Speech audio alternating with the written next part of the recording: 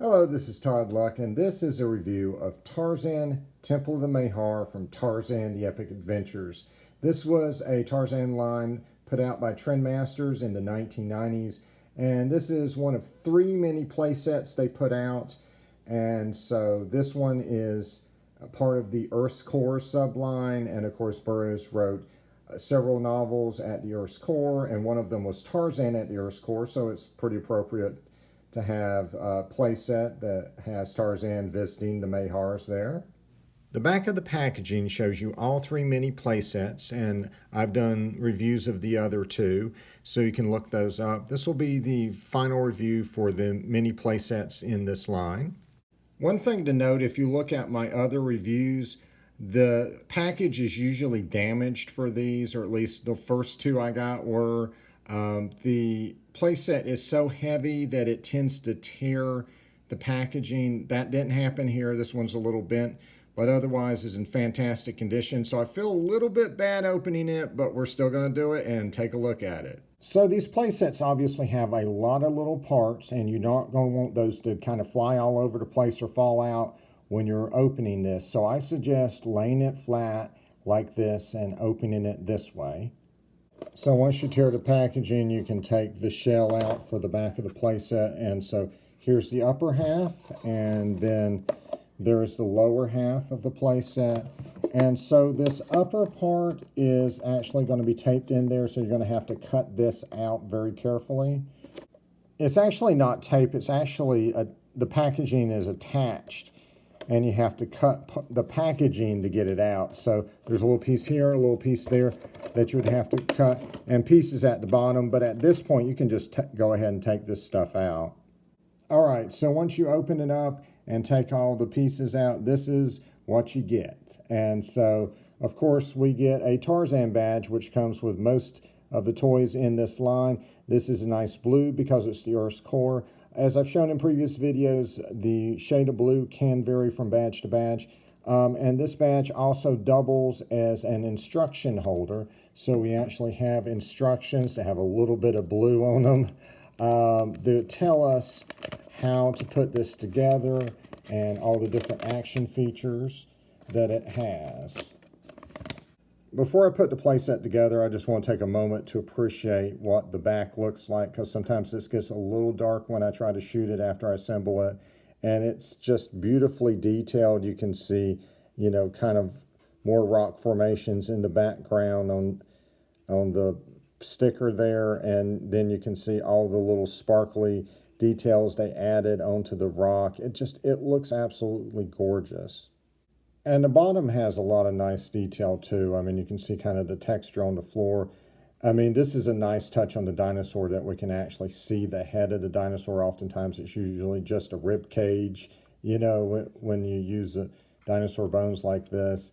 You got a little spider there, some bricks and stuff. And on the bottom here, if you shine the light just right, you can see the skull. But if you shine the light just right, you can actually see that there's a black charred skeleton there. Just really, really nice touches. Just beautifully done. You can see stairs there. Just very, very nice. And I just found out you can actually take this top part off.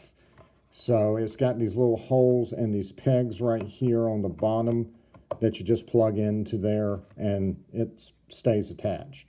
So this set comes with a single lonely Mahar. Mahars are the rulers of the Earth's core. At the Earth's core, there is a land called Pellucidar.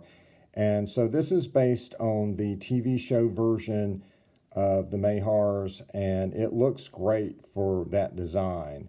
We got nice little painted detail in the face, which is remarkable at this size. And we have a lot of nice sculpted detail in the body. If you shine the light on it, you can see just how much work they put into it, and it looks very nice, very menacing. This stand isn't flat, so it won't stand flat, but it will stand up just fine, and I think it looks really, really good. In the novels, the Mahar are highly intelligent pterodactyl-like creatures that eat humans. They communicate telepathically and can hypnotize their victims.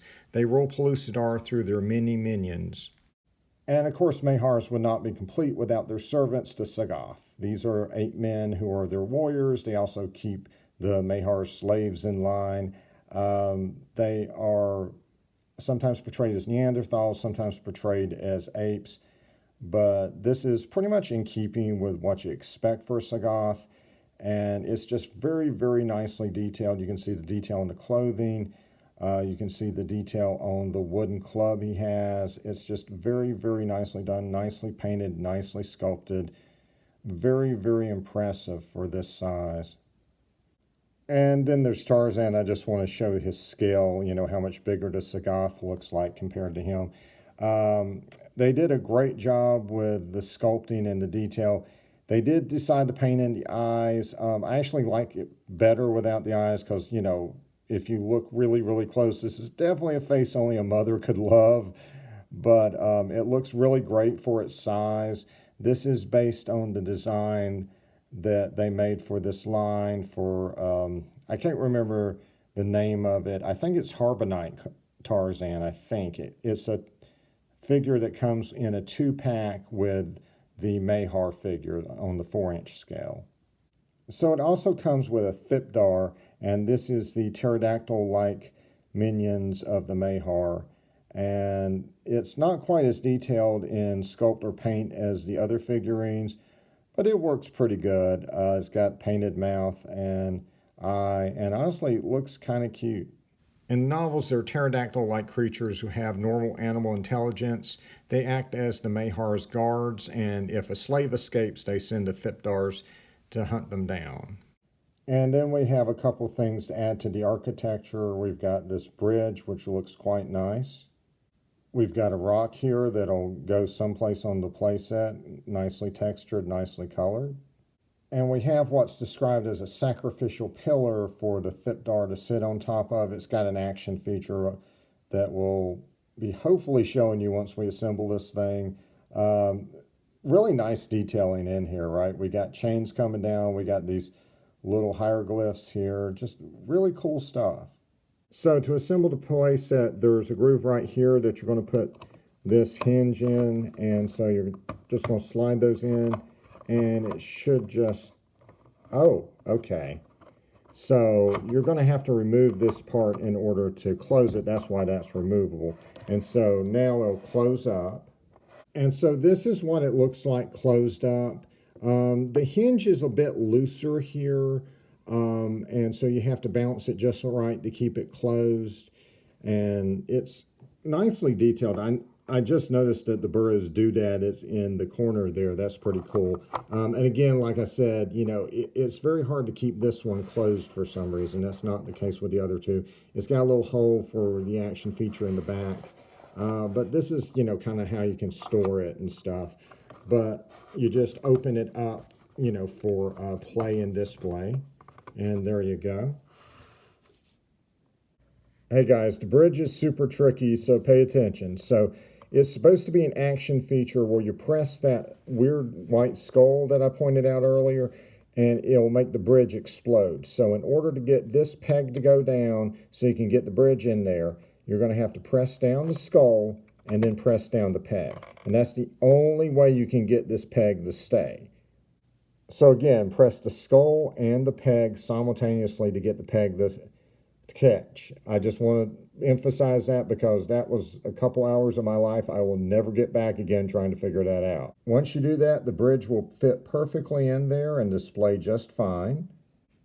All right, and for the bridge's action feature, you're going to press that skull. Sorry guys, I wasn't expecting that bridge to launch into the stratosphere like that. I want to thank the Mahars for inventing exploding infrastructure. The sacrificial pillar will go right here. Okay, so the Thipdar doesn't really attach on there very well. The best I can come up with is you can lodge it between his tail and his wing, and then you're supposed to be able to press down and get him to launch. I think he kind of went the wrong way there. Also, the tower is a little wobbly too, but you know, for display purposes, that's fine. And so this ledge actually goes right here. And so it's a little ledge that attaches right there on the playset. And so the action feature for the ledge is it's actually a fall-away ledge, so all you have to do is push down on it. And so the spider is supposed to activate the trap door here that Tarzan's own. And I'm supposed to be able to pull it. Okay. Guys, I literally can't get the spider to budge at all. It just will not move no matter how much I pull on it. As you can see, there is a trap door built into this piece, but I can't get it to work, guys. All right, so one last action feature is that there is a hole in the back, and if you put Tarzan through that hole, he'll land in the temple. Once assembled, it does make a pretty cool display piece. One thing to note is that unlike the other two play sets that were set outside, this is actually set inside. This is an interior play set. So while this is what the Temple of the Mahar looks like, or at least this version of it, this is not what the Earth's core looks like.